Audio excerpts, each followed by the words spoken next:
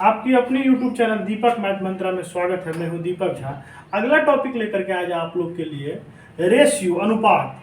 देखिए अनुपात कैसे बनेगा। अनुपात जो है 6, 7, 8, 9 में भी रहता है और बहुत सारा 10th, 9, 10th का जो आप चैप्टर बनाइएगा उसमें रेशियो का यहाँ पे जरूरी होता है। और बहुत सारे competitive exam, SSC, bank, railway, इस समय भी रेशियो पूछा जाता है। इसका बहुत सारा क्वेश्चन वहाँ पे रहता है।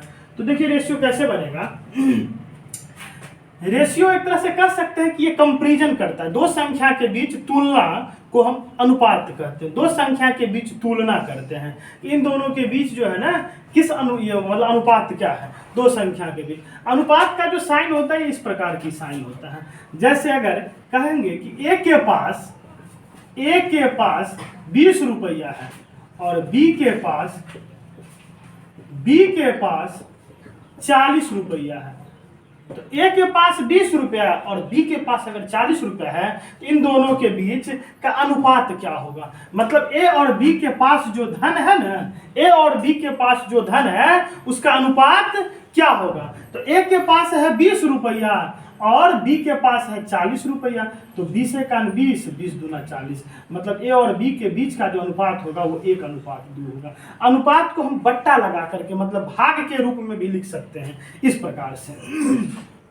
ए के पास अगर 20 रुपया है, बी के पास अगर 40 रुपया है, तो ए अनुपात मतलब ए अनुपात बी लिखें या ए बट्टा बी लिखें, ऐसे भी लिख सकते हैं। ए के पास 20 रुपया और बी के पास 40 रुपया, 20 का 20, 20 दूनी 40, मतलब 1/2, मतलब ए और बी का जो अनुपात होगा 1:2 हो जाएगा। ठीक है, आप लोगों को समझ में आता होगा। अगला क्वेश्चन है इसमें इस प्रकार से कि अगर ए के पास है 40 रुपया, बी के पास है 60 रुपया और सी के पास है 100 रुपया, इन तीनों के बीच का अनुपात क्या होगा। ए, बी और सी के बीच का अनुपात क्या होगा। मैंने ए अनुपात बी अनुपात सी बराबर कितना, 40:60:100। तो देखिए 10 से दोनों कटेगा, 10 चौक 40, 10 छक 60, 10 दही से 2 दूना 4, 2 तिया 6, 2 पंच 10, मतलब ए और बी के बीच का जो अनुपात होगा वो 2, 3, 5। ठीक है, तो आप लोग समझते होंगे। अगला देखिए इसमें क्वेश्चन है कि किसी आदमी के पास या एक जगह धन है 100 रुपया है और उसको ए और बी में बांटना है, तो हम किस प्रकार से बांटेंगे। जैसे कि ए के पास है, ए के पास 120 रुपया इस प्रकार से है। 120 रुपया को ए और बी में, ए और बी के बीच 3:2 में बांटे। इसका मतलब ये हुआ कि 120 रुपया है, 120 रुपया को ए और बी के बीच 3:2 में बांटना है। मतलब ए लेगा 3 इकाई और बी लेगा 2 इकाई, मतलब ए लेगा 3 अनुपात और बी लेगा 2 अनुपात। देखिए ये कैसे बनाएंगे। ए को कितना मिलेगा 3 और बी को कितना मिलेगा 2 और रुपया कितना है 120, तो 120 का वो 3 अनुपात लेगा। मतलब कुल पैसा कितना है 3, 2, 5, कुल कितना है 5, मतलब इसको मिलेगा 3/5। 120 का मतलब गुना 3/5 होगा। ठीक है, 5 का 5, 5 दूना 10, 5 चौका 20, मतलब 24 तिया 72 रुपया।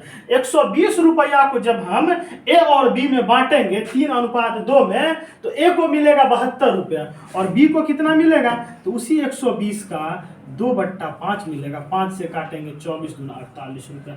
ठीक है, तो आप लोग समझ गए होंगे। इसका देखिए अगला क्वेश्चन किस प्रकार की है।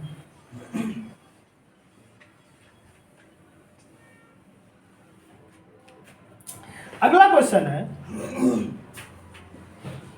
कि ए और बी का अनुपात दिया हुआ है। ए और बी का अनुपात दे दिया है 3:5। ए और बी का अनुपात 3:5 और बी और सी का अनुपात दे दिया है, बी और सी का भी अनुपात दिया है 7:8। इस दशा में बोलेगा कि ए बी सी का अनुपात कैसे होगा।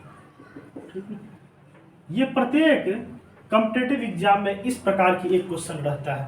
एसएससी हो या बैंकिंग हो, इस टाइप की एक क्वेश्चन प्रत्येक कॉम्पिटिटिव एग्जाम में रहता है। ए बी का अनुपात है 3:5 और बी सी का अनुपात है 7:8, तो ए बी सी का अनुपात कितना होगा। ए बी सी, इस प्रकार से लिख देंगे। ए का अनुपात 3, बी का 5, ठीक है। बी सी का है 7 8, 7 और 8, ठीक है। तो देखिए अब ए बी सी का कैसे निकला है। तो इस केस में क्या करेंगे, इस दशा में सबसे पहले ए सी निकालेंगे, ए और सी का अनुपात। तो ए सी का निकालने के लिए होता क्या है कि ए बट्टा बी गुने बी बट्टा सी। तो ए का अनुपात हो गया 3 और बी का 5, बी का 7, इसका 8। ए सी का अनुपात हो गया 7 × 21 8 5 40, 21 अनुपात 40 हो गया ए सी का अनुपात। अब यहीं से निकल जाएगा 8 5 40, 5 गुना इसका 5 गुना 7 5 35, मतलब ए बी और सी का अनुपात हो गया 21 35 40। इसमें बहुत प्रकार के सवाल सब हैं, हम अगले वीडियो में लेकर के आप लोग के लिए अगला क्वेश्चन लेकर के आएंगे।